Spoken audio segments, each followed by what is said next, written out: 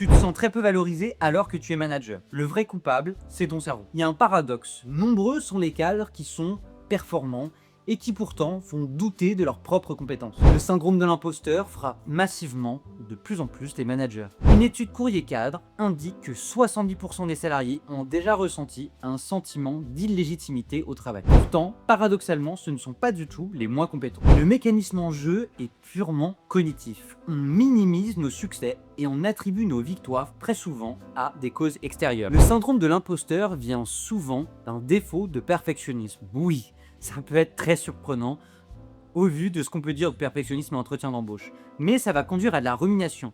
Chaque erreur va sembler catastrophique et l'erreur va être imputée à soi seul, c'est très souvent le cas. Ici, ce qui est très important, c'est de changer de perspective. Par exemple, lister les réussites factuelles qu'on a. Ça peut paraître complètement dérisoire, pourtant c'est extrêmement important. Pourquoi?